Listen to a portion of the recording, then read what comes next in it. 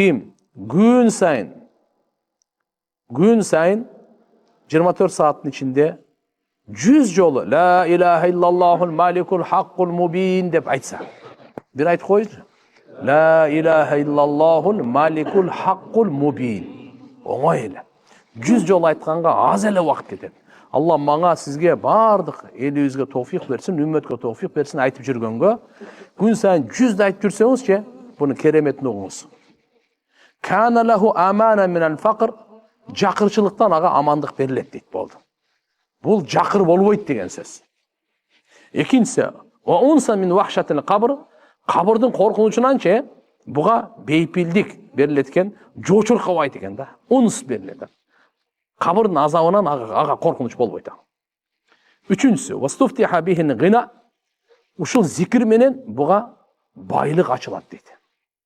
Байлықтың ешігі ашылат бұға. Вастуқля бихи бабул жанна, жана бейіштің ешігін тақылдатат дейді. Аллаху акбар. Жақыршылықтан амандық, қабырда қорқыныштық жоқ.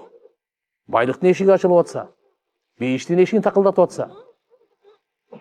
Ушул равилери, риваят қылған кишилери бар ғой, өте улуу, машаллах, ушундай насабеда шарафат бийик болгондуктан алымдар айтышкан, ушундай хадисти алганга Кытайга барсаң дагы аздык кылат деген.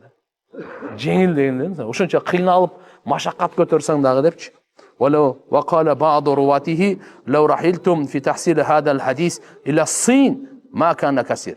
Көпкө болбойт эле эгерде Кытайга барганда да. Анда лифадли руатихи ва шарафи санати себептегенде бунун риваят кылгандарын өтө фазилеттүү адамдар да. Хазрет Али разияллаху анху ошонун урпагы да. Ким десеңиз Хусейн разияллаху анху баласы, анын баласы Зейнул Абидин, анын баласы Мухаммад ал-Бакир, анын баласы Джафар ас-Садик. Мына ушулардын бардыгы чекеден риваят кылып атат да. Ошон үчүн 100 жолу айтып жүрөйлү. Кандай деп? La ilaha illallahul malikul haqqul mubin. Дагы La ilaha illallahul malikul haqqul mubin. Тасбин айтып кармабын айтып коюш керек да. Мен эртемен айтыңыз, унутуп калсаңыз, жумушка кетип атып айтып койсоңуз деле болот. Түштө деле айтып коюң, не түштөн кийин деле өтө жумуштар көп, ана мына кечинде үйгө келатып деле. Эч кандай эмес. Айтабызбы иншалла. Башкаларга да жеткирели.